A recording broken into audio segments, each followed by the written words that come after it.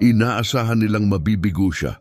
Kumbinsido silang hindi siya nababagay, ngunit nang malutas ni Samuel ang isang problemang ni mga PhD mula sa MIT ay nahirapang sagutin na balot ng katahimikan ang buong silid. Sa sandaling iyon, napilitan ang mga taong nagmaliit sa kanya na pag-isipan muli ang lahat ng kanilang pinaniniwalaan. Isang makulimlim na umaga sa Universidad ng Michigan. Ang malamig na ilaw mula sa mga fluorescent lamp ay nagbigay ng maputlang liwanag sa napakalaking lecture hall kung saan mahigit 100 estudyante ang naupo sa kanilang mga upuan. May ilan na nagbabasa ng kanilang mga notebook, ang iba na may binuksan ang kanilang mga laptop. Lahat ay naghahanda para sa kilalang mahigpit na propesor, si Imelda Aquino. Ngunit ang klase ngayon ay hindi isang karaniwang lektura, ito ay isang pampublikong demonstrasyon. Ang mga unang hanay ng upuan ay hindi lang napuno ng mga estudyante. Naroon din ang ilang propesor mula sa iba't ibang departamento, mistulang mga hukom sa isang paglilitis. Hindi sila narito upang matuto. Narito sila upang manood, upang maghusga. Kilala si Aquino sa kanyang mabagsik na paraan ng pagtuturo at ngayon muli niyang ipapakita kung bakit ang mahihina ay walang puwang sa kanyang mundo ng matematika. Kung hindi mo kayang makasabay, maiiwan ka. Sa gitnang hanay, isang binatang tahimik na nakaupo, iniikot-ikot ang kanyang panulat sa pagitan ng kanyang mga daliri.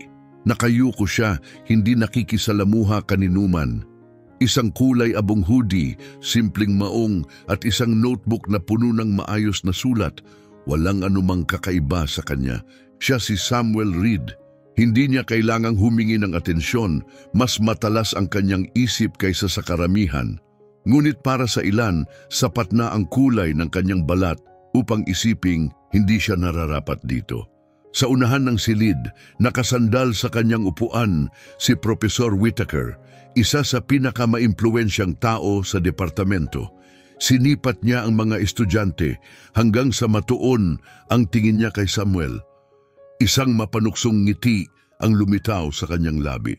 Isang itim na estudyante sa advanced mathematics, hindi siya tatagal ng 1 oras. Tumawa ang kanyang katabing propesor. Hindi ito larangan nila.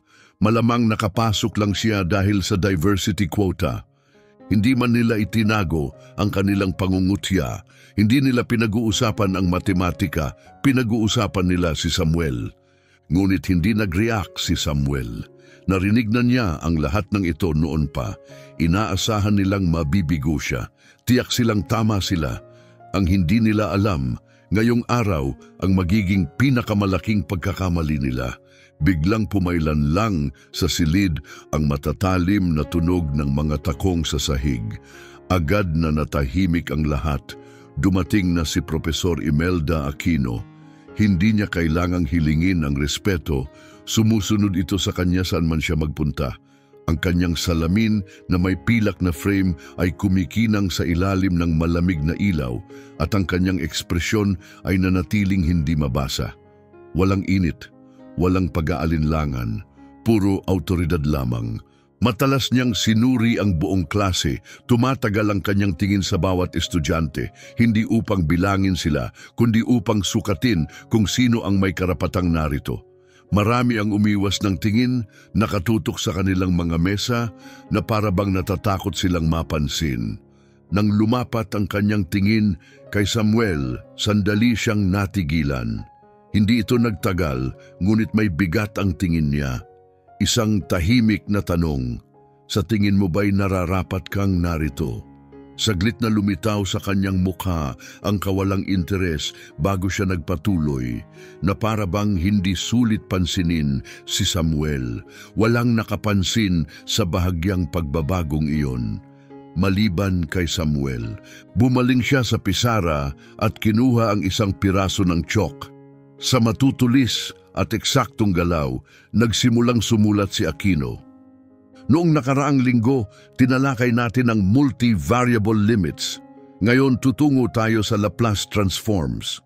Sunod-sunod na lumitaw ang mga komplikadong ekwasyon sa pisara, maayos na nakaayos, isa-isa.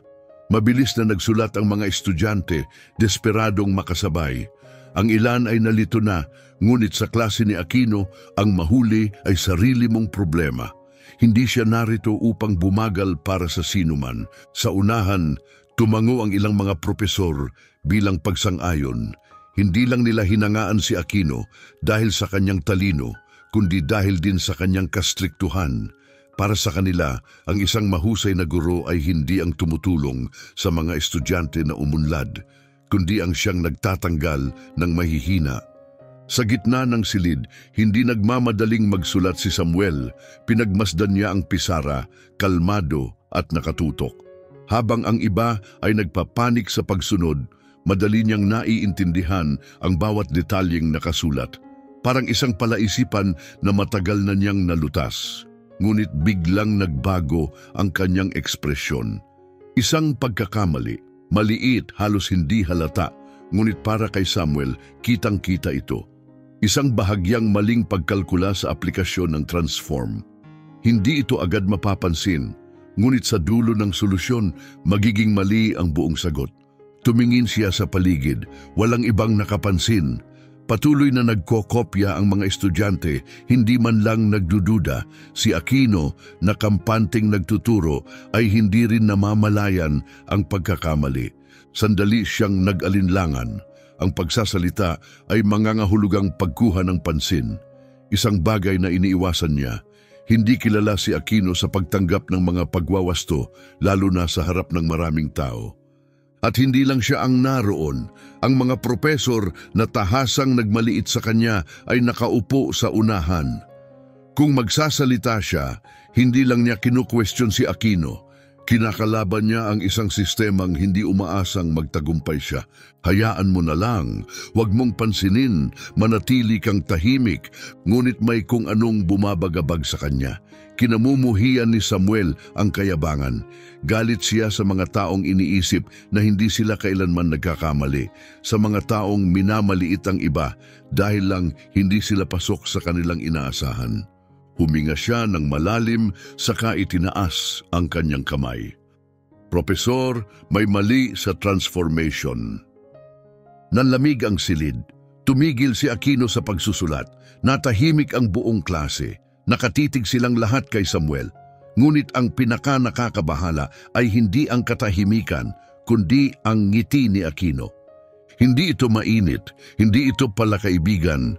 Ito ang ngiti ng isang mandaragit na nakatagpo ng isang hamon. Lumawig ang katahimikan. Hindi niya kailangang itaas ang kanyang boses o magalit. Sinipat lang niya si Samuel, mistulang isang palaisipan na sigurado na siyang alam ang sagot. Pagkatapos bahagyang ngumiti siya. May mali, sabi mo? Bahagyang bumaling siya sa pisara, hindi upang suriin kundi bilang palabas. Saka siya muling tumingin kay Samuel. Sigurado ka ba? Malamig ang kanyang boses, ngunit may matalim na kasamang babala. Sa unahan nagtinginan ng mga propesor. Ang ilan ay may mga ngising mapanukso. Nagsimulang magbulungan ang ibang estudyante. Nagsimula na ang pagsubok. Isang propesor na nakaupo sa tabi ni Whittaker ang yumuko. Ang boses ay mababa, ngunit puno ng kumpiyansa. Sabi ko na sayo, siya mismo ang nagbaon sa sarili niya. Tumawa si Whittaker, tiniklop ang kanyang mga braso, may kinang ng pananabik sa kanyang mga mata. Handang-handa siyang panoorin ang pagbagsak na kanilang inaasahan. Ngunit hindi na tinag si Samuel. Tinitigan niya si Cartwright ng diretsyo, hindi kumukurap. Oo, sigurado ako. Sa isang iglap, bahagyang nagbago ang ekspresyon ni Cartwright, halos hindi mahahalata. Isang maliit na pag-aalinlangan, isang saglit ng kawalan ng kasiguruhan. Mabilis itong nawala, ngunit nakita iyon ni Samuel. Isang sandali kung saan kinailangan niyang isaalang-alang ang posibilidad na nagkamali siya.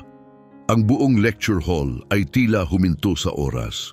Ang marahang pagkaluskos ng papel, ang mahihinang pag-click ng mga keyboard, lahat ay nawala. Tanging nanatili ang matalim, matigas na titig ni Cartwright. Nang magsalita siya, ang kanyang tinig ay mapanganib na kalmado. Iniisip mo lang ba o sigurado ka? Parang labaha sa salamin ang boses niya, matalim at walang bahid ng galit, isang hamon, isang pagsubok sa kanyang kumpiyansa. Ang isang estudyanteng dati ng pinatahimik ni Cartwright ay mas humigpit ang hawak sa kanyang panulat na natiling nakapako sa kanyang upuan. Akala ko lang na, kung ganon, huwag mong sayangin ang oras ko. Parang martilyong bumagsak ang kanyang mga salita. Namula ang mukha ng estudyante, agad na ibinaba ang kanyang tingin, walang imik. Walang sino man ang naglakas loob na magsalita pa. Walang gustong sumunod sa kanyang sinapit. Dahan-dahang huminga si Samuel. Alam na niya ang ganitong eksena. Mga propesor na namumuno gamit ang takot, inilalagay ang sarili bilang di matututulang autoridad. Umaasang tatanggapin ng mga estudyante ang kanilang salita bilang batas. Kinamumuhian niya ang ganitong klaseng kapangyarihan at iyon mismo ang dahilan kung bakit hindi siya umatras. Muli niyang tinaas ang kanyang kamay, nawala ang bulungan sa silid at tuluyang nanahimik ang lahat. Bahagyang umangat ang kilay ni Cartwright. Hindi ito sorpresa, hindi ito iritasyon. Ito ay isang ekspresyon ng isang taong nanonood ng isang laro na alam na niya ang kalalabasan. Oo, sabi ni Samuel, matatag ang tinig, may mali sa transformation. Napatingin ang lahat sa kanya, masyadong maagang nailagay ang coefficient. Agad na nagbago ang atmosfera ng silid, hindi na lang ito tungkol sa isang estudyanteng nangangahas magsalita. Ito na ay isang palabas, isang eksenang gustong panoorin ng lahat, lalo na ng mga panauhing propesor sa unahan. Muling ngumiti si Whittaker, umiling-iling. Ang batang ito, iniisip niyang mas matalino siya kay Cartwright. Isang propesor ang umupo ng mas komportable, nakapulupot ang mga braso, may bahid ng interes sa kanyang tinig. Binigyan lang niya si Cartwright ng perpektong pagkakataong durugin siya. Nananatili pa ring hindi gumagalaw si Cartwright, ang tingin ay nakatuon kay Samuel. Hindi siya agad sumagot. Pinatagal niya ang katahimikan na puno ng isang hindi binibigkas na mensahe. Hindi mo alam kung ano ang pinasok mo. At pagkatapos, dahan-dahan siyang ngumiti. Hindi ito isang mabait na ngiti. Hindi ito isang nakakapagpakalma ng ngiti. Ito ay ngiti ng purong kayabangan. Sigurado ka ba? Parehong tanong, ngunit sa pagkakataong ito, hindi na lang ito isang simpleng tanong. Isa na itong babala. Hindi kumurap si Samuel. Oo, sigurado ako. Sa loob ng isang iglap, may bahagyang nagbago sa ekspresyon ni Cartwright at pagkatapos, nawala rin ito. Bumaling siya sa pisara, maingat na inaninag ang mga equation, lalong lumalim ang katahimikan. Hindi na kailangang suriin pa ni Samuel ang solusyon. Alam na niyang tama siya. Ngunit ngayon unti-unti na ring napapansin ng iba. Ang ilang estudyante ay yumuko sa kanilang mga notebook. Tinitingnan ang mga ekwasyon, unti-unting bumubulong sa isa't isa. At pagkatapos, may nagbago sa unahang hanay. Isa sa mga propesor ay tumigil sa pagngiti. Ngayon, iba na ang tingin niya sa pisara. May hinahanap. Maingat na pinag-aralan ni Cartwright ang mga linya ng solusyon, isa-isa, hakbang-hakbang. Hinahanap ang paraan para patunayan na mali si Samuel, ngunit kahit gaano kalapit ang pagsusuri niya, hindi maikakaila ang katotohanan. Nariyan ang pagkakamali. Kung aaminin niya ito, mawawala sa kanya ang isang bagay na higit pa sa isang simpleng ekwasyon. Mawawala ang kanyang ganap na autoridad sa loob ng silid. At dinala siya ni Samuel sa posisyong iyon. Bahagyang humigpit ang hawak ni Cartwright sa chalk, isang saglit na paghinto. Lahat ay naghintay. At sa wakas, bumaling siya kay Samuel. Ang ngiti sa kanyang labi ay iba na ngayon. Kaunting kayabangan ang nawala. Mabuti, sabi niya ng may kalmadong tono. Pagkatapos, dahan-dahang iniabot sa kanya ang chalk. Kung sigurado ka, lumapit ka rito at ayusin ito. Muling kumalat ang maliliit na tawanan sa klase. May mga estudyanteng nagtinginan, palihim na nagpalitan ng tingin. Alam nila kung ano ito. Hindi lang ito isang paanyaya upang itama ang isang solusyon. Isa itong hamon, isang patibong. At alam yon ng mga propesor sa unahan. Muling sumandal si Whittaker, lalong lumawak ang kanyang ngiti. Ngayon, nagiging mas interesante na ito. Isang propesor sa tabi niya ang tumango, may halong tuwa sa kanyang tinig. Dumiretso siya mismo sa patibong ni Cartwright. Alam nilang lahat kung sino si Cartwright. Hindi siya kailanman natatalo. Hindi niya kailanman hinahayaan ang isang estudyante, lalo na ang isang tulad ni Samuel, na kunin ang kontrol sa kanyang klase. Tumayo si Samuel mula sa kanyang upuan, walang ipinapakitang emosyon sa kanyang mukha. Lumakad siya papunta sa pisara, walang pag-aalinlangan at tinanggap ang chalk mula sa kamay ni Cartwright. Alam niyang hindi lang ito tungkol sa pagtama ng isang equation.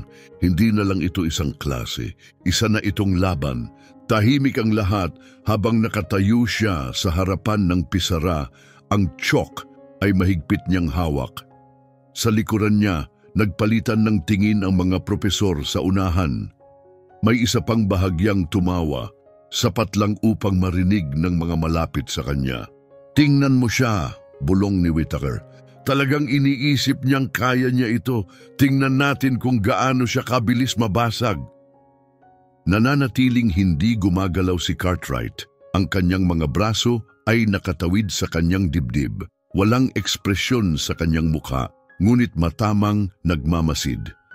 Nakakita na siya ng maraming estudyante tulad ni Samuel noon, masyadong tiwala sa sarili, iniisip na isang tamang sagot lang ay magpapantay sa kanila sa pinakamahuhusay na isip.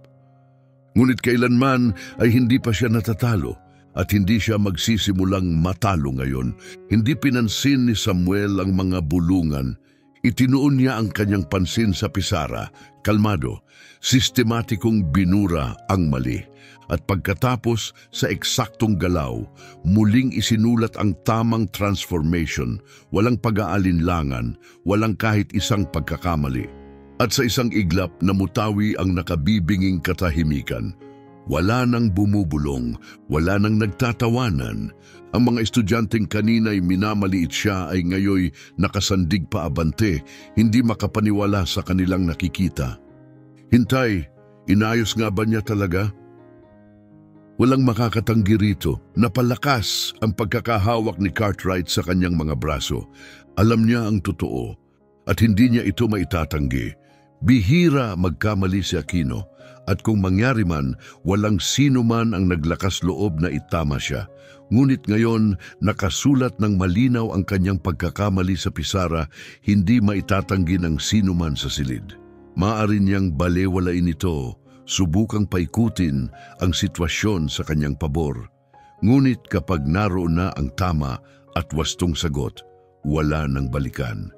At iyon ang pinakaayaw ni Aquino. Bahagyang nanikip ang kanyang mga labi at pagkatapos ng isang saglit, tumango siya. Isang pagtanggap na para sa karamihan ay walang ibig sabihin.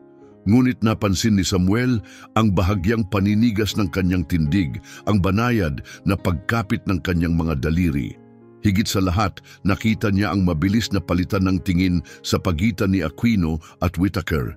Isang tahimik na kasunduan, isang hindi binibigkas na mensahe, hindi pa tapos ito. At saka siya kumilos, humarap muli si Aquino sa pisara at sa mabilis at tiyak na mga galaw, nagsimulang magsulat ng bagong problema, mas masalimuot, mas komplikado, parang isang sapot na walang daan palabas. Ang mga simbolo ng matematika ay lumaganap sa pisara, bumaluktot sa isang masikip at malupit na palaisipan. Nagpalitan ng tingin ng mga estudyante, sinusubukang intindihin ito, ngunit habang lalo nilang pinag-aaralan, lalong nagmumukhang imposible. Nang lumayo siya sa pisara, binalingan niya si Samuel at ibinaba ang chalk na may matinis na clink sa tray. Kung talagang magaling ka, ang kanyang tinig ay may malamig na talim, bakit hindi mo subukang sagutin ito? Pumailan lang ang mahihinang bulungan sa buong silid. Hindi lang ito isang hamon, isa itong sadyang pagsalakay. Hindi lang gustong patunayan ni Aquino na mali si Samuel. Gusto niya itong durugin, sirain ang kanyang kumpiyansa sa harap ng buong kaguruan. Isang propesor sa unahan ang mahina ngunit may tuwang tumawa. Ngayon ito magiging interesante. Ngumisi si Whittaker, sumandal sa kanyang upuan. Tingnan natin kung gaano siya kabilis mabasag. Dumapo ang mata ni Samuel sa problema. Hindi ito para sa mga first year. Hindi rin ito para sa sinumang undergraduate. Kahit ang mga bihasang graduate students ay magpapalipas ng oras bago ito malutas. Dahan-dahang huminga si Samuel. Hindi dahil natatakot siya, dahil alam niya kung ano ang ginagawa ni Aquino. Gusto niyang itulak si Samuel lampas sa kanyang limitasyon. Pilitin siyang magdalawang isip, pilitin siyang sumuko. Ang hindi niya alam, dito mismo nagtatagumpay si Samuel. Inabot niya ang chalk. Muling lumalim ang katahimikan. Walang pag-aalinlangan sa kanyang kilos, walang bahid ng pagdududa. Ang sandaling lumapat ang chalk sa pisara, naging malinaw, tinanggap ni Samuel ang hamon. Sinadya ni Aquino na gawing nakakapanghina ang equation na ito. Mahaba, puno ng higher order functions, masalimuot na integrals at non-linear transformations, isang akademikong labyrinth na idinisenyo upang pahirapan kahit ang pinakamahusay. Hindi ito simpleng pagsagot sa isang problema, isa itong pahayag, isang paalala sa lahat ng estudyanteng walang sinuman ang maaring lumaban sa kanya nang hindi nadudurog. Isang bisitang propesor ang marahang nagdrumming ng kanyang mga daliri sa mesa, nakangisi. Matitigilan din siya anumang sandali. May ilang estudyanteng nagpipigil ng hininga. Ang iba na may nagkatinginan, hindi sigurado kung pinapanood nila ang isang kabiguan sa paggawa o isang bagay na mas malalim pa. Si Aquino ay nanatiling nakatayo, nakatawid ang mga braso. Dumating na ang sandali ng katotohanan. Pinag-aralan ni Samuel ang problema. Ilang segundo ang lumipas. Hindi masyadong mahaba, hindi rin masyadong maikli. Tamang-tama lamang upang basagin ito sa kanyang isipan at saka siya gumalaw. Mabilis at eksaktong dumaan ang chalk sa pisara. Walang pag-aalinlangan, walang hindi kinakailangang paghinto. Hindi ito pagsubok at pagkakamali. Ito ay pagpapatupad. Bawat hakbang ay sistematiko, tiyak. Hindi lang niya ito sinasagot, isinasalin niya ito linya bawat linya na parang ang sagot ay matagal nang naghihintay sa kanyang isip. Sa una nagbulungan ng mga estudyante, iniisip na baka umaarte lang siyang kumpiyansa. Ngunit pagkatapos, tiningnan nila ang pisara. Isa-isang lumitaw ang kanyang solusyon, tuloy-tuloy, walang mali, walang kahit isang pagdududa. Unti-unting namatay ang bulungan. Sa unahan, natigil sa pagtawa si Whittaker, na natiling walang ekspresyon si Aquino, ngunit may pagbabago sa kanyang tindig. Hindi siya nababahala, hindi pa, ngunit may pagkagulat. Saan siya nagkamali? Sigurado siyang ang problemang ito ang magpapahinto kay Samuel, ang magpapahirap sa kanya. Ngunit hindi ito nangyari. Hindi lang niya ito sinasagot, dinudurog niya ito ng may ganap na kumpiyansa. Nilibot ng mata ni Aquino ang silid, naghahanap ng kahit anong kumpirmasyon mula sa iba, ng kahit sinong makakasuporta sa kanyang pag-aalinlangan. Ngunit hindi niya ito nahanap. Sa halip, nakita niya ang kabaligtaran, napagtanto na ng lahat. Hindi lang ipinakita ni Samuel na isa siyang mahusay na estudyante. Ipinakita niyang mas mahusay siya. Ang huling linya ng equation ay lumitaw sa pisara. Dahan-dahang ibinaba ni Samuel ang chalk. Humarap siya kay Aquino. Ang katahimikan ay nakakapagpakipot ng dibdib. Isang estudyante ang marahang bumulong, anong nangyari? Isang bisitang propesor ang inayos ang kanyang salamin, minamasdan ang pisara, desperadong naghahanap ng mali, kahit isang mali, ngunit wala siyang nakita. Perpekto ang sagot. Hindi gumalaw si Aquino, ang kanyang autoridad ay nakataya. Hindi ito dapat ang magiging resulta. Kailangan niya ng pagkakamali, kahinaan, isang dahilan upang maibalik ang kontrol. Ngunit wala siyang makita. Mula sa pinakadulong upuan, may isang estudyanteng marahang tumwhistle.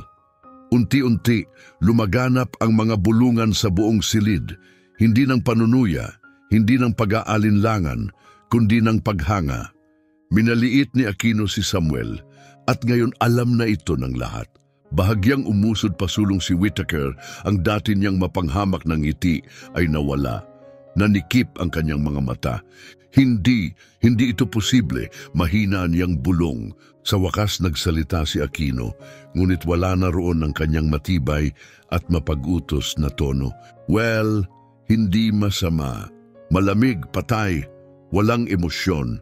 Ngunit nasa ilalim nito ang bahagyang pagkabalisa. Tumanggi siyang aminin ng direkta, ngunit kitang-kita na ang totoo. Hindi lang pumasa si Samuel sa pagsubok.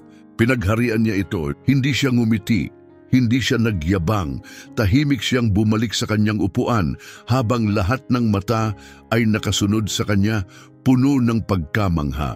Nanggigigil si Aquino, hindi niya papayagang matapos ito ng ganito. Kung nanalo si Samuel sa round na ito, muli niyang itataas ang pusta. Dinampot niya ang chalk. Tingnan natin kung paano mo haharapin ito. Hindi pa tapos ang laban. Lumalim ang katahimikan, mabigat at makapal, tulad ng huling hindi pa natutunton na nota ng isang tensyonadong simponya. Lahat ng mata ay nakatutok sa pisara kung saan nakasulat ang solusyon ni Samuel. Walang mali, walang bahid ng pagkukulang. Sa unahang hanay, matagal nang nawala ang dating kumpiyansa ni Whittaker. Ang kanyang mga daliri ay pabugso-bugsong tumapik sa mesa, isang hindi pantay na ritmo na nagtataksil sa kanyang inis. Kumunot ang kanyang noo, ang kanyang tinig mababa ngunit puno ng pagdududa. Hindi ito posible. Dapat nakita na niya ang problemang yan dati. Hindi lang niya ito sinabi sa ibang mga propesor. Sinusubukan din niyang kumbinsihin ang kanyang sarili. Pilit niyang binibigyang katwiran kung paano isang estudyante, isang itim na estudyanteng agad niyang minaliit, ang nakagawa ng higit pa sa inaasahan, higit pa sa kahit ilang graduate-level minds. Ang propesor sa tabi niya ay tumango, ngunit nanatiling tahimik, hindi pa rin lubusang matanggap ang kanilang nasaksihan. Lahat ng nasa silid ay nauunawaan na ngayon ang nangyari.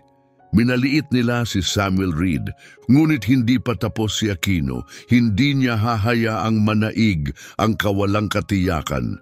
Hindi siya papayag na matalo, hindi sa ganitong paraan. Walang sabi-sabing lumapit siya sa lectern, hinila ang isang makapal na advanced calculus textbook, ang klase ng aklat na puno ng problemang kahit ang mga graduate student ay nahihirapang lutasin. Ngayon, hindi lang niya sinusubukang hamunin si Samuel. Itinataas niya ang antas ng laban, tinutulak ito lampas sa makatuwirang hangganan. Binuklat niya ang aklat sa isa sa mga pahina sa dulo, pagkatapos ay ibinaling ito kay Samuel. Sagutin mo ito sa harap ng buong klase. Sa isang iglap nagbago ang enerhiya sa silid. Sumabog ang mahihinang bulungan sa mga estudyante, isang mababang alon ng tensyon at pananabik. Ang ilan ay napayuko, ang iba na may nagbalik ng tingin sa problema at kay Samuel. Isang estudyante ang malakas na bumuga ng hininga. Wala na, hindi niya to kakayanin. May isa pang bumulong, seryoso ba siya? Yan ay pang-doktorado na, freshman pa lang siya.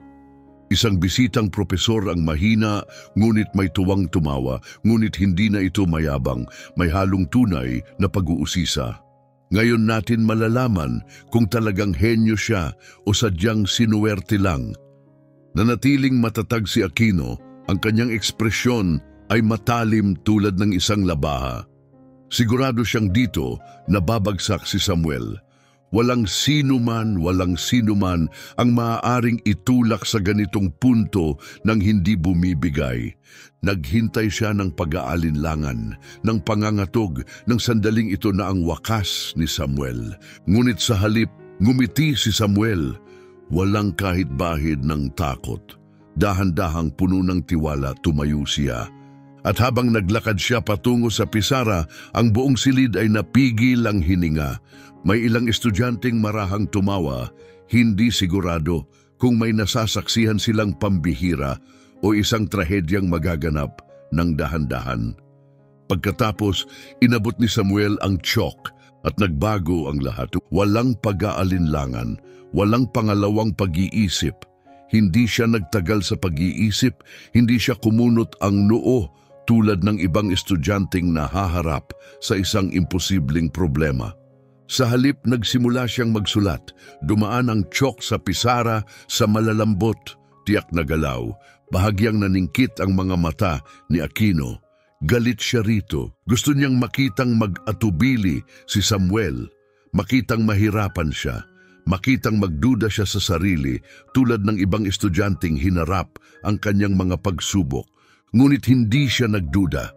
Kung mayroon man, mas bumilis pa ang kanyang kilos. Tila ba ito ang problemang hinihintay niya sa buong buhay niya?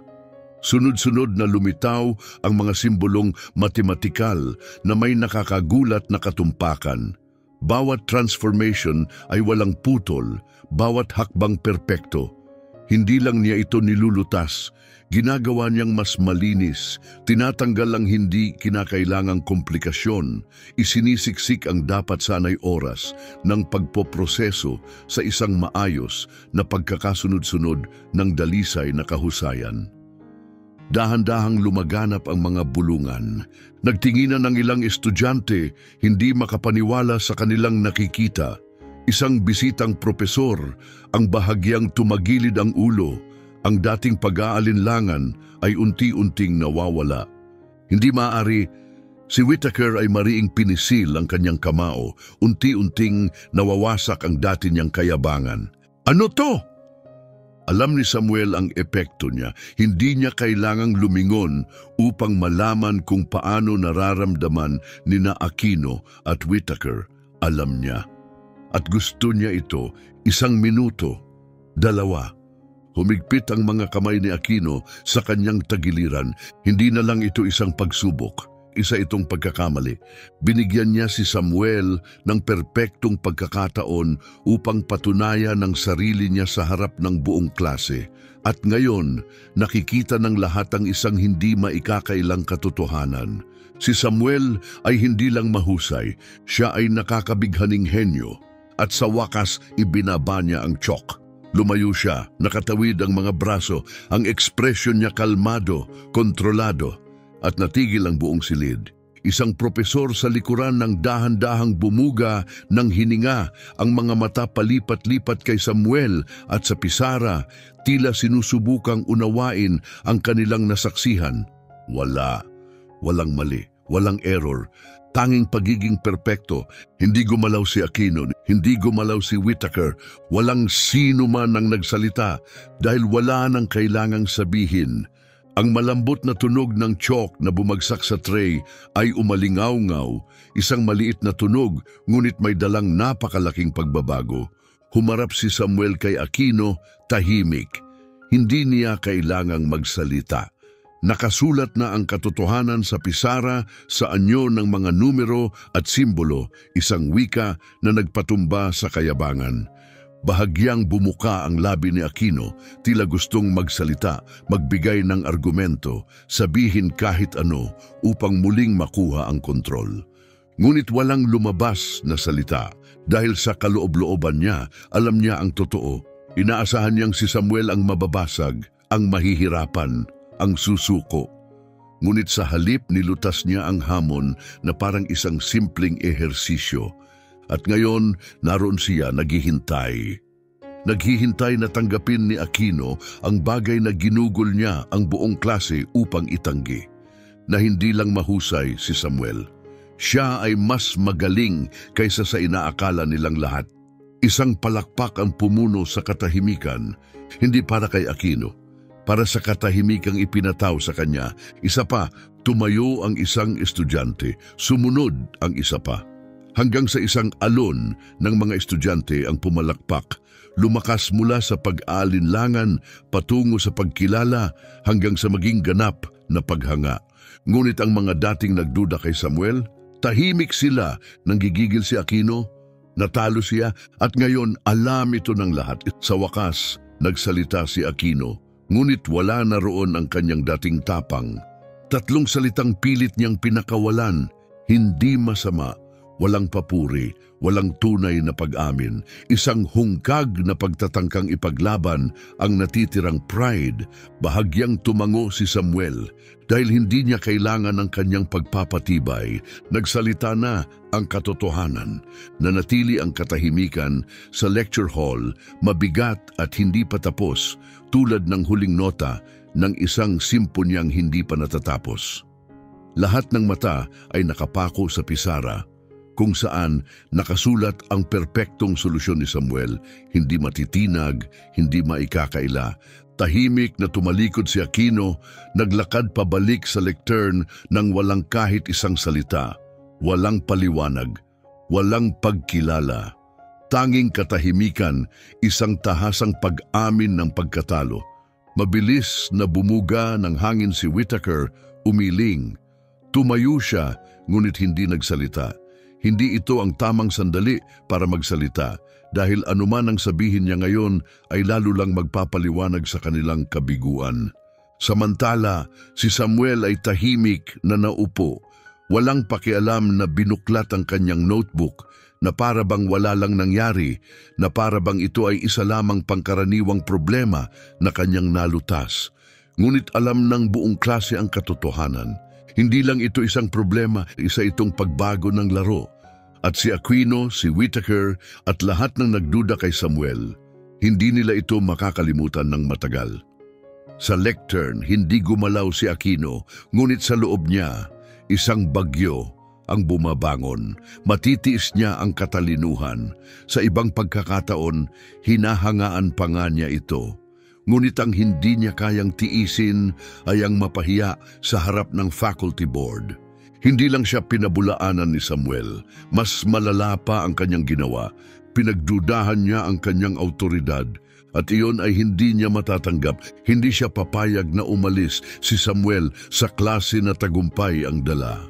Kailangan niyang maibalik ang kontrol dahil ang katalinuhan ay isang bagay, ngunit ang presyon ay may kakayahang magpabagsak ng sinuman. At kaya, ginawa niya ang kanyang huling galaw. Tumayo si Aquino at lumakad pabalik sa gitna ng silid.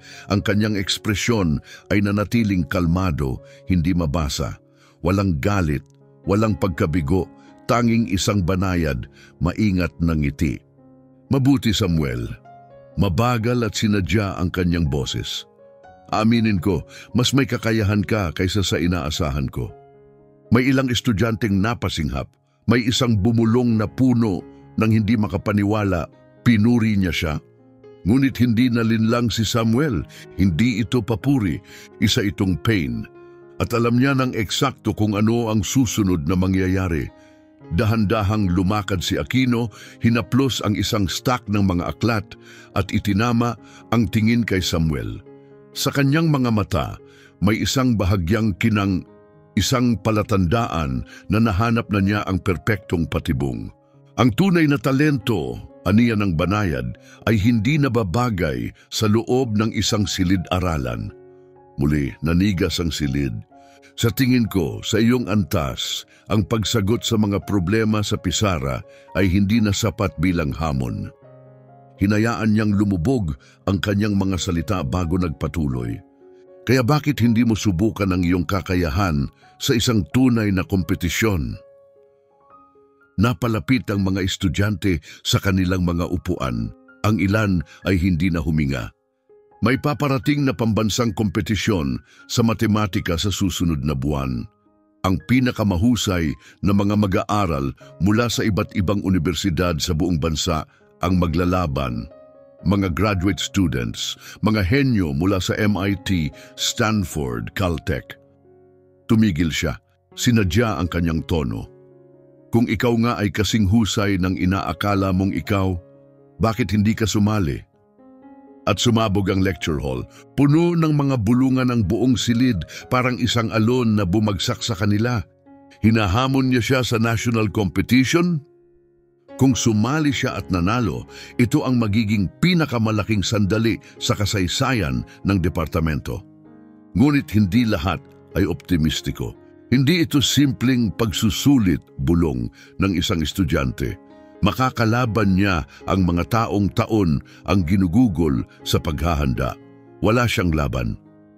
At yun mismo ang dahilan kung bakit ito ang piniling hamon ni Aquino. Ang isang kompetisyon sa matematika ay hindi lang tungkol sa katalinuhan, ito ay tungkol sa kung paano humarap sa matinding presyon. Ang bigat ng buong silid na nakatingin, ang tunog ng orasan na bumibilang pababa, ang presensya ng mga kalabang nagsanay ng maraming taon. Karamihan ay bumibigay sa ganitong klasing sitwasyon. At sigurado si Aquino, si Samuel ay hindi magiging iba. Lahat ng mata ay bumaling kay Samuel. Ang ilan ay umaasang tatanggihan niya, ang iba ay umaasang tatanggapin niya. Ngunit walang nakasisiguro kung ano ang kanyang gagawin. Maliban kay Samuel mismo, walang pag-aalinlangan, tumango siya. Sige, sagot niya kalmado, sasali ako. At muling sumabog ang lecture hall. Nagpalitan ng tingin ang mga estudyante. Hindi makapaniwala. Anong nangyari? Tinanggap niya iyon na parang wala lang? Wala man lang siyang pag-aalinlangan. Seryoso siya. Bahagyang naningkit ang mata ni Aquino. Inaasahan niyang mag-aalinlangan si Samuel na magkakaroon siya ng pagdududa. Ngunit wala siyang nakuha ni isa. Tahimik na muling naupo si Samuel, walang bahid ng pagkabahala dahil alam niya ang totoong plano ni Aquino. Naniniwala itong ang kompetisyong ito ang magiging katapusan niya. Nagkakamali siya. Hindi tinanggap ni Samuel ang hamon upang patunayan ang sarili kay Aquino. Tinanggap niya ito dahil palagi niyang alam na dito siya nabibilang. Nanatiling nakatayo si Aquino, matamang pinagmamasdan siya. At sa unang pagkakataon, napaisip siya, baka nagawa niya ang pinakamalaking pagkakamali ng kanyang karera. Mabilis kumalat ang usapan sa buong unibersidad. Sa simula, ito ay isang bulungan sa mga pasilyo. Ngunit sa loob ng ilang oras, ito na lang ang pinag-uusapan sa mga study rooms, sa mga cafe, sa library. Samuel Reed, ang freshman, ay tatapatan ng ilan sa pinakamagagaling na isip sa bansa. Para sa ilan, siya ay isang bayani, isang estudyanteng lumaban sa sistemang hindi kailanman inasahang may isang katulad niya na aangat. Para sa iba, siya ay isang hangal. Walang tsansa, isang estudyante ang mapanuyang nagsabi. Hindi niya alam ang pinasok niya. Hindi ka basta sumasali sa isang national competition at nananalo. Dagdag ng isa pa. Taon ang ginugugol ng mga tao para maghanda rito. Kumalat ang mga debate na parang apoy. Ang ilan ay tumaya sa kanya, ang iba ay nilibak siya. Ngunit si Samuel, wala siyang pakialam. Hindi niya hinahanap ang kanilang pagsang-ayon. Hindi niya kailangan ang kanilang paniniwala. Dahil habang ang buong campus ay patuloy na pinag-uusapan siya, si Samuel ay nagsasanay, 4 na linggo, 28 araw, daan-daan oras ng paghahanda. Dahil hindi ito tungkol sa pagpapakita kay Aquino na mali siya. Ito ay tungkol sa pagpapatunay sa sarili niya. Itinuturing ni Samuel ang silid-aklatan na parang pangalawang tahanan. Tuwing umaga, dumarating siya bago pa ang sinuman, inaayos ang kanyang laptop at hinahanap ang pinakamahirap na problemang mahahanap niya. Mga tanong mula sa mga pandaigdigang kompetisyon sa matematika, mga advanced na aklat, at mga pagsusulit na kahit ang pinakamagagaling na estudyante ay nahihirapang sagutin.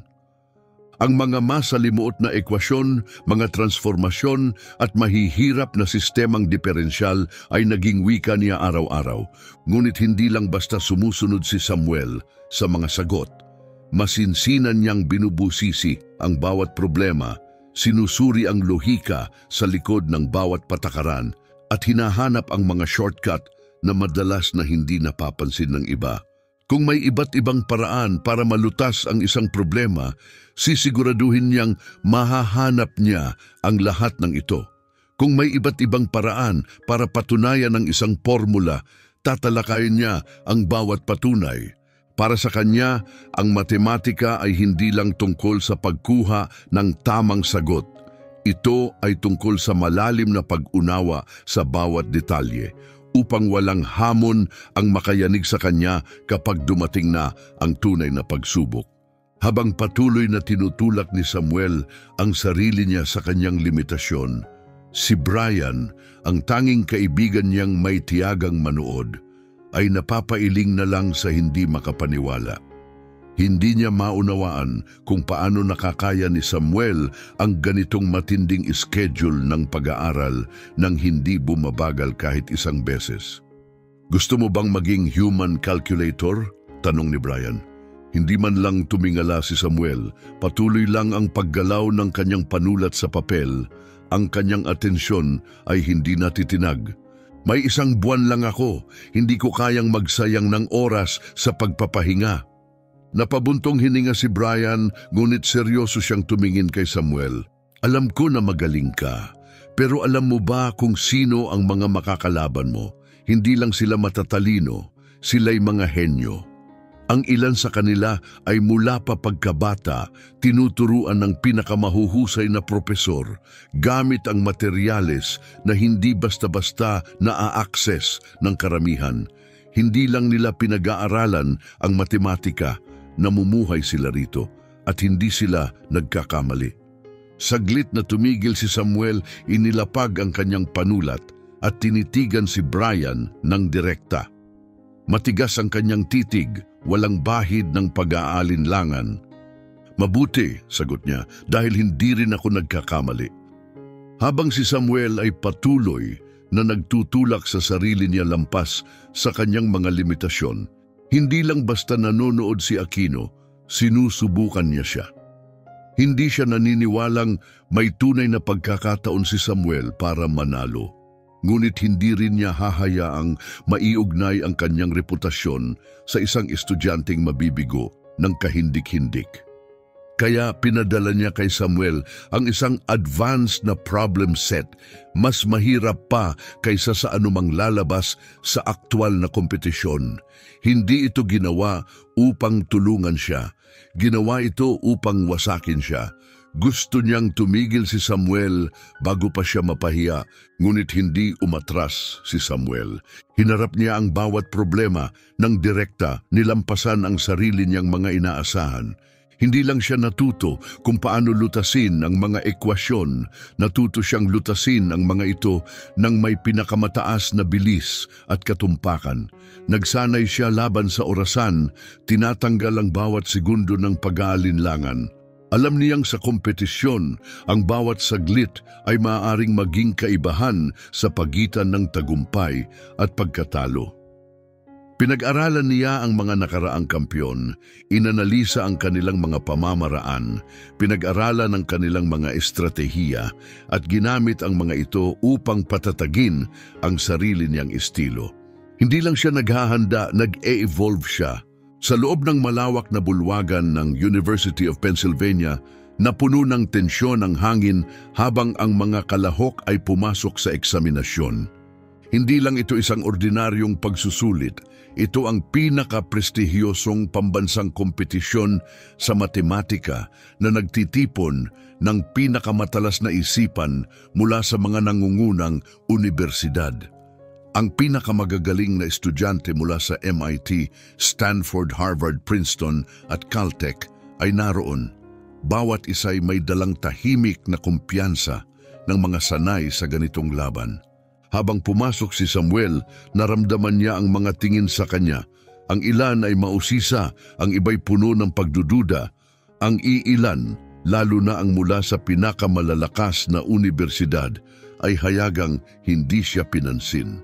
Sa mesa ng mga hurado, umupo si Aquino kasama ang iba pang mga propesor mula sa pinakaprestihiyosong institusyon sa bansa. Wala siyang ipinakitang emosyon, ngunit ang malamig at kalkulado niyang tingin ay dumapo kay Samuel. Tila hinihintay pa rin ang kanyang pagkabigo. Sa isang sulok ng silid, nakatayo si Whittaker, nakatawid ang mga braso, tahimik na nanunood. Kung mabibigo si Samuel ngayon, wala nang kailangang sabihin.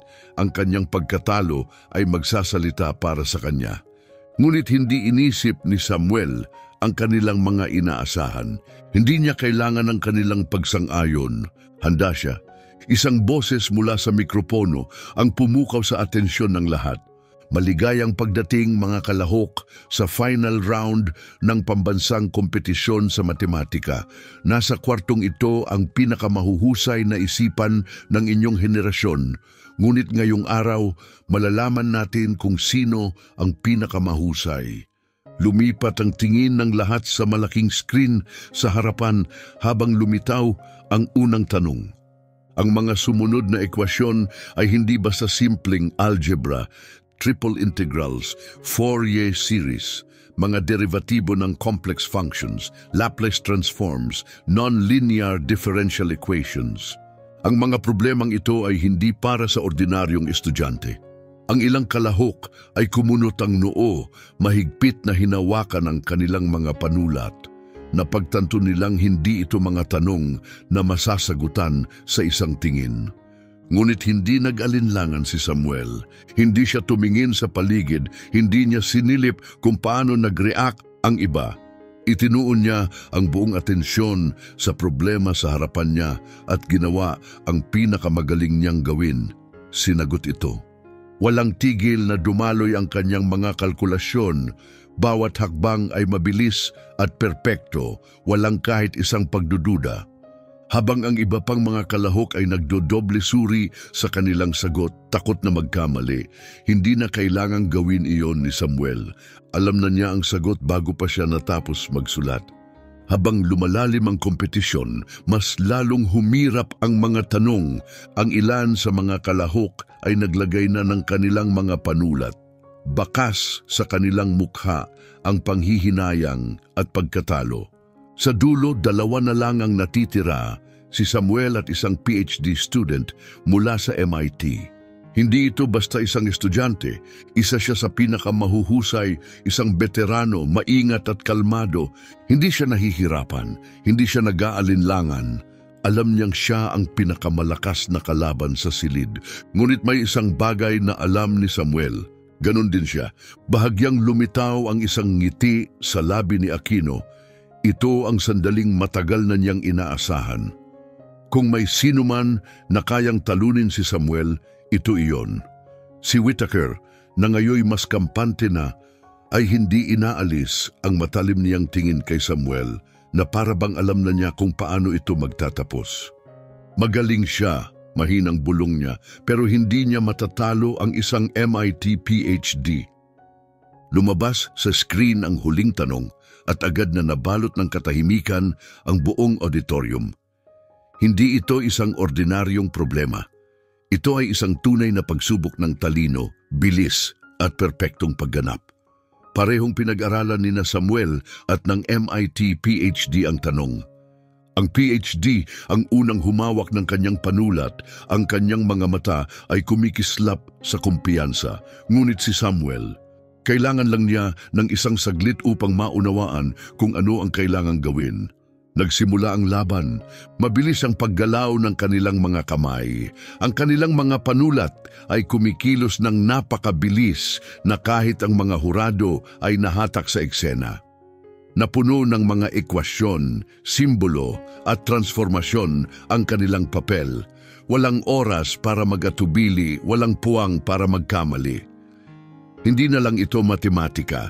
Ito ay isang labanan. Isang propesor mula Princeton ang bumulong sa paghanga. Ito ang bilis ng tunay na henyo. Tanging ang tunog ng panulat na dumudula sa papel ang umaling aungaw sa nakakapasong katahimikan. Walang nagsalita, walang gumalaw. Lumipas ang ilang minuto, ang MIT PhD ay papalapit na sa sagot at kita ang kanyang kumpiyansa. Pinagmamasdan siya ni Aquino.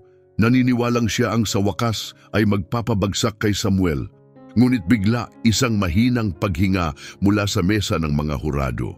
Huminto sa pagsusulat si Samuel. Patuloy pa rin ang PhD. Natapos na si Samuel. Walang kahit isang koreksyon, walang bahid ng pagdududa. Kalma niyang ibinaba ang kanyang panulat, sumandal at tiniklop ang kanyang mga braso, naghihintay.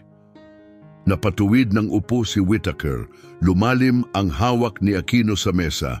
Nagtinginan ang mga hurado bago tumayo ang isa sa kanila at lumapit sa papel ni Samuel. Napigil ang hininga ng buong auditorium. Maingat na sinuri ng hurado ang sagot ni Samuel at dahan-dahang lumawak ang kanyang mga mata. Pagkatapos, tumingala siya, kitang-kita sa kanyang mukha ang pagkagulat. Sa isang iglap, alam na ng lahat sa silid ang katotohanan. Hindi lang basta nasagot ni Samuel ang problema. Ginawa niya ito ng perpekto, mas mabilis at mas elegante kaysa kaninuman. Siya ang nagwagi.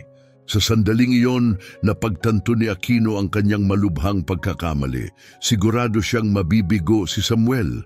Ngunit ngayon, napilitan siyang aminin ang isang bagay. Mali siya. Nagyelo ang hangin sa auditorium habang inihayag ang resulta.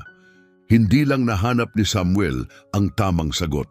Nagningning ang kanyang solusyon sa paraang wala ni isa sa kanila ang nakagawa. Nagpalitan ng tingin ang mga huradong dati nagduda sa kanya. Ngayon, puno ng hindi makapaniwalang pagkamangha. Nanatili si Aquino sa kanyang upuan, ngunit lalong humigpit ang hawak niya sa gilid ng mesa. Isang bihirang pakiramdam ang gumapang sa kanya pagkabalisa. Si Whittaker, halatang inis, ay yumuko sa isa pang hurado at may ibinulong. Ngunit ang sagot ay isang simpleng iling. Walang sino man ang maaaring questionin ang sagot ni Samuel. Ngunit hindi pa tapos ang lahat. Tumayo ang isang hurado at sa isang malakas at matatag na boses, sinabi niya, "Lumipat na tayo sa huling yugto." Natahimik ang buong silid, lahat ng mata ay bumaling sa screen kung saan lumabas ang panghuling problema.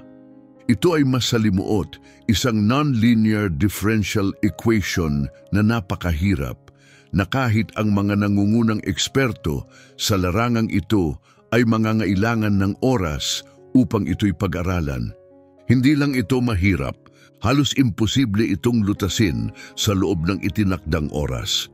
Pinagmasdan ng mga kalahok ang problema, ang ilan ay napakapit sa kanilang ulo, ang iba na may nagtinginan sa takot.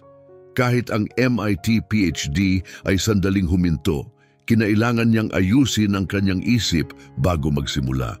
Ngunit si Samuel, bahagya lamang niyang ikiniling ang ulo, ang kanyang mga mata ay kalmadong sinusuri ang equation. Hindi niya ito kailangang basahin muli, nakita na niya ang sagot. Nagsimulang magbilang ang orasan, mabilis na nagsulat ang mga kalahok, ngunit habang lumilipas ang mga minuto, bumagal ang kanilang galaw. Nakapikit ang iba sa labis na pagka-frustrate, may ilang nagbura at muling nagsimula. Ang ilan ay tuluyang tumigil. Patuloy na nagsusulat ang MIT PhD, ngunit sa unang pagkakataon, isang bahagyang tensyon ang lumitaw sa kanyang mukha. Naghahanap siya ng sagot, ngunit wala siyang malinaw na direksyon. Muling lumitaw ang kumpiyansa ni Aquino. Ngumisi siya, kumbinsidong ito ang problemang sa wakas ay magpapabagsak kay Samuel. Hindi ito tungkol sa talino ngayon. Ito ay tungkol sa tibay laban sa matinding presyon. Tulad ng isang mandaragit na nag-aabang sa pagbagsak ng biktima, umupo siya ng mas komportable, inaasahan ang hindi maiiwasang sandali kung kailan si Samuel, gaano man siya kagaling, ay maaabot ang kanyang hangganan. Ngunit may nangyaring hindi niya inaasahan. Bumaba ang panulat ni Samuel, tahimik. Hindi siya huminto dahil hindi niya alam ang sagot. Huminto siya dahil natagpuan na niya ang pinakamabilis na paraan patungo rito. Sa paligid niya, patuloy pa ring nagsusulat ang ibang mga kalahok. Kumukunot ang noo, tinatanggal ang kanilang mga sagot, halatang nahihirapan. Ngunit si Samuel, tiningnan lang niya ang kanyang papel, maingat na sinuri ang kanyang sagot at dahan-dahang huminga ng malalim. Natapos na siya bago pa maubos ang oras. Tumayo ang mga hurado, lumapit sa kanyang papel. Alam nilang walang sino man ang dapat makalutas ng problemang ito ng ganoon kabilis. Idinisenyo ito upang itulak ang kakayahan ng tao sa limitasyon nito. Ngunit habang sinusuri nila ang sagot ni Samuel, naging malinaw ang katotohanan. Perpekto ito. Hindi lang niya ito nasagot ng tama, ginamit niya ang isang solusyong walang sino man sa silid ang naisip. Patuloy pa ring nagsusulat ang MIT PhD, hindi alam na natalo na siya. Bahagyang umusod si Aquino, ang kanyang mga daliri mahigpit na nagkakapit, nakatitig kay Samuel. Naghahanap siya ng pagkakamali, isang dahilan upang ipawalang bisa siya, ngunit wala siyang makita. Ang sagot ni Samuel ay hindi lang tama, ito ay revolusyonaryo. Isa sa mga hurado ang tumayo, ang kanyang tinig ay tahimik ngunit makapangyarihan, parang kulog na umalingaw-ngaw sa silid. Mayroon na tayong panalo. Sandali, nanatili ang katahimikan, at pagkatapos sumabog ang buong silid sa palakpakan. At sa sandaling iyon, alam ni Aquino, hindi lang siya natalo sa kompetisyon. Natalo siya sa laban ng pananaw. Mali siya kay Samuel Reed at hindi pa siya kailanman nagkamali ng ganito kalaki. Mula sa unang sandali, hindi tumayo si Samuel mula sa kanyang upuan. Hindi niya kailangang ipagdiwang, hindi niya kailangan ng palakpak o pagkilala. Sa halip, itinaman niya ang tingin kay Aquino, ang parehong matatag at hindi matinag na tingin na ibinigay niya sa kanya noong unang araw ng klase, noong hinamon siya nito. Hindi niya kailanman kailangan ang kanyang pag-apruba. At ngayon, wala nang ibang pagpipilian si Aquino kundi aminin sa sarili ang katotohanang matagal nang nakikita ng lahat. Si Samuel ay higit pa sa ibinigay niyang kredito rito. Habang lumabas si Aquino sa auditorium, dahan-dahang bumagsak ang bigat ng realidad. Kahit ano pa ang sabihin niya sa sarili niya, walang makakabura sa katotohanan. Si Samuel Reed ay hindi lang isang matalinong estudyante, siya ay isang henyo. Isang henyo na hindi nila kailanman kinilala noon. Sumabog ang silid sa ingay nang tumayo ang isa sa mga hurado, inayos ang kanyang salamin at muling tiningnan ang sagot ni Samuel. Hawak niya ang opisyal na sagot, ang inihandang tamang solusyon ng mga tagapag-organisa. Ngunit ang tunay na nakakagulat ay hindi lang na tama ang sagot ni Samuel. Ang nakakagulat ay kung paano niya ito ginawa. Iba ang kanyang pamamaraan, mas malinis, mas mabilis, mas eksakto. Tinanggal niya ang bawat hindi kailangang hakbang, nilutas ito sa paraang hindi man lang naisip ng iba. Mabilis na kumalat ang bulungan sa silid. Una sa mga estudyante, pagkatapos sa mga propesor at matematiko na matamang sumusubaybay sa bawat sandali ng kompetisyon. Hindi ito boses ng pagdududa, ito ay boses ng hindi masukat na paghanga. Isa sa mga hurado ang bumaba ang papel ni Samuel sa mesa, hinarap ang silid at nilinis ang kanyang lalamunan. Ang nagwagi sa National Math Contest ngayong taon ay huminto siya, hinayaang lumubog ang sandali, tinitiyak na mauunawaan ng lahat ang kahalagahan ng kanyang sasabihin. Samuel Reed, at sumabog ang auditorium. Parang lindol ang palakpakan na pumuno sa silid. May mga estudyanteng tumalon sa kanilang mga upuan, nagpapalakpak ng buong puso. Ang iba'y nagpalitan ng tingin, hindi makapaniwala. May ilan na nanatiling nakaupo, tulala, hindi pa rin lubusang natatanggap ang nangyari. Sa mesa ng hurado, nanatili si Aquino sa kanyang upuan, hindi makagalaw. Walang ekspresyong lumitaw sa kanyang matalim na mukha, ngunit ang kanyang mga mata, na palaging puno ng kumpiyansa at kalkulasyon, ngayon ay walang laman. Handa siyang masaksihan ang pagkatalo ni Samuel. Handa siyang patunayan minsan at para sa lahat na hindi ito kabilang sa mundong ito. Ngunit siya ang nabigo. Si Samuel ay hindi lang basta nagtagumpay. Nagtagumpay siya sa paraang hindi na maipagkakaila. Si Whittaker ay nanigas sa kanyang upuan, ang kanyang mga kamao mahigpit na nakasara, ang kanyang panga mahigpit na nakakuyom. Hindi siya makapagsalita. Palagi niyang pinaniwalaan na ang mga kagaya ni Samuel ay hindi umaabot sa ganitong antas, hindi nang walang koneksyon, hindi nang walang pangalan o impluensya. Ngunit ngayon, nagiba sa harapan niya ang pundasyon ng paniniwalang iyon. Hindi kailangan ni Samuel ng prestihiyosong apelyido. Hindi niya kailangan ng suporta mula sa isang elitistang institusyon. Hindi niya kailangan ng pahintulot upang mapabilang dito. Ang kailangan niya lang ay sarili niya at napatunayan niya ng walang pag-aalinlangan na sapat na iyon. Pinilit ni Whitaker hanapan ng butas ang nangyari, ngunit wala siyang nahanap. Wala siyang argumento, wala siyang dahilan. Ang katotohanan mismo ang nagsalita. Ngunit si Samuel, nanatili siyang kalmado, hindi siya tumalon sa tuwa, hindi siya nanghingi ng atensyon, hindi siya nagyabang, hindi niya kailangang gawin iyon. Ang mga numero sa pisara, ang tinta sa kanyang papel, ang malinis at hindi matinag na lohika ng kanyang sagot, ito ang kanyang tinig. Dahan-dahang lumunok si Aquino, ngunit walang lumabas na salita. Gusto niyang sabihin kahit ano, isang paliwanag, isang dahilan, isang depensa upang mapanatili ang kanyang autoridad. Ngunit wala siyang masasabi. Isa-isang lumapit ang mga hurado kay Samuel. Isang propesor mula Stanford ang marahang tumango sa kanya, may respeto sa kanyang boses. Hindi mo lang basta napanalunan ang kompetisyong ito, aniya. Binago mo ang paraan ng pag-iisip natin sa matematika. Isang propesor mula Princeton ang umiling, halatang hindi pa rin makapaniwala. Hindi ko pa kailanman nakita ang sino mang lumutas ng problema sa ganitong paraan.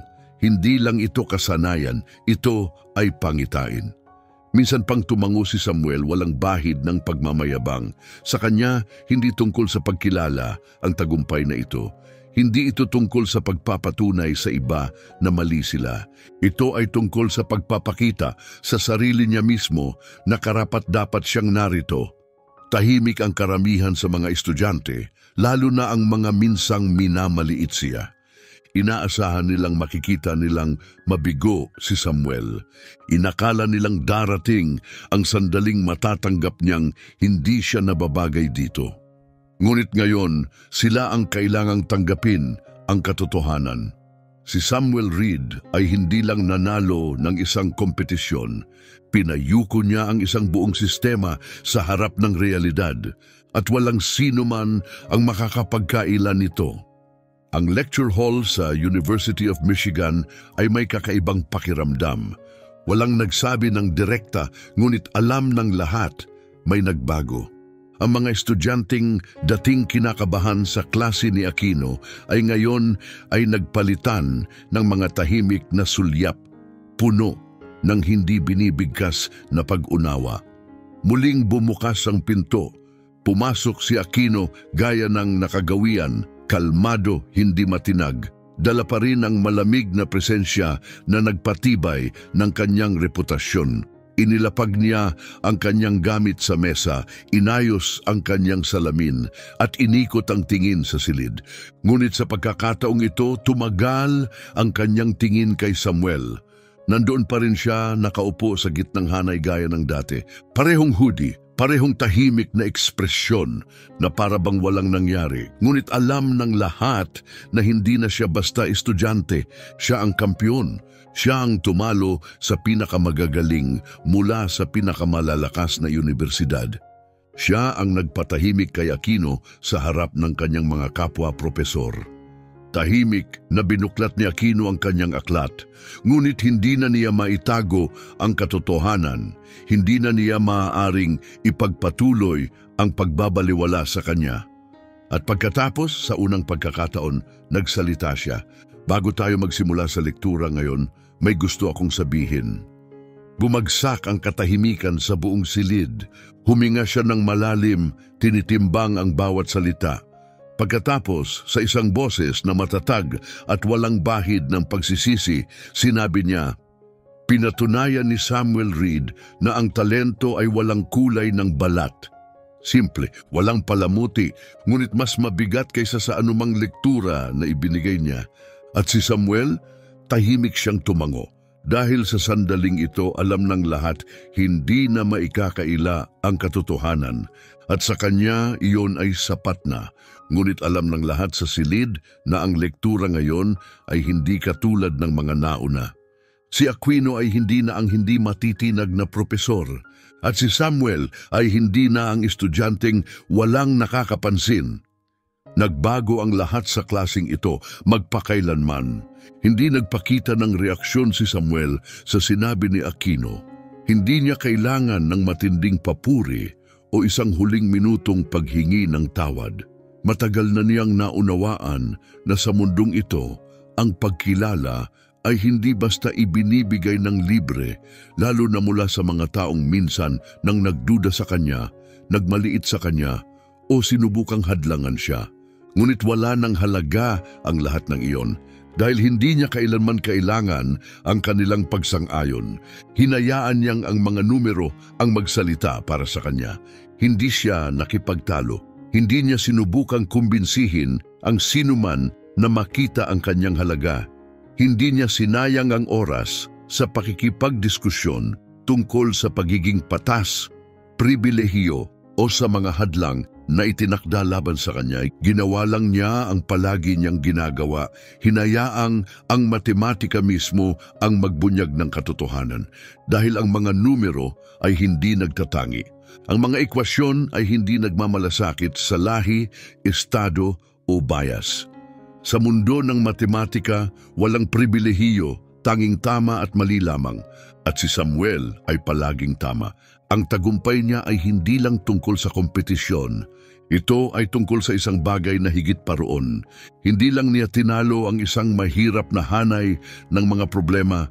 Tinalo niya ang mga mapanuring tingin, ang mga palihim na panunuya, ang mga di nakikitang panuntunang sinubukang magtakda ng kanyang kapalaran bago pa siya makapasok sa silid na iyon. Walang sino man ang makakaagaw sa kanyang panalo. Walang sino man ang makakabura sa katotohanang ang estudyanteng minsan nilang binaliwala ay ngayon ay nasa tuktok na. Nagpatuloy si Aquino sa kanyang lektura na parang walang nangyari, ngunit nagbago na ang enerhiya sa silid. Wala nang mapanlibak na tingin, wala nang palihim na ngiti sa likuran niya. Sa halip may mga matang maingat siyang pinagmamasdan, may bahagyang pagtango ng pagkilala, may mahihinang bulungan ng paghanga, at sa ilang estudyante isang bagong realisasyon, parang isang di nakikitang batas ang nawasak sa harapan nila. Hindi lang para sa sarili niya nanalo si Samuel. Nanalo siya para sa bawat estudyanteng minsang sinabihan na hindi sila sapat. Para sa bawat taong hindi man lang binigyan ng pagkakataong patunayan ang sarili. Binago niya ang paraan ng kanilang pagtingin sa kakayahan. Pinilit niya ang mga dating nagmaliit sa kanya na pag-isipan muli ang lahat ng kanilang pinaniniwalaan. At iyon ay higit pa sa anumang tropeo o titulo. Tahimik na binuksan ni Samuel ang kanyang notebook at nagpatuloy sa pagsusulat ng mga tala na para bang ito ay isa pang ordinaryong araw lamang. Ngunit hindi ito isang ordinaryong araw dahil ang mundo ay nagbago at alam niya ito pa lang ang simula. Hindi niya kailangang kilalanin siya ng sinuman dahil ang katotohanan ay matagal nang nagsalita para sa kanya.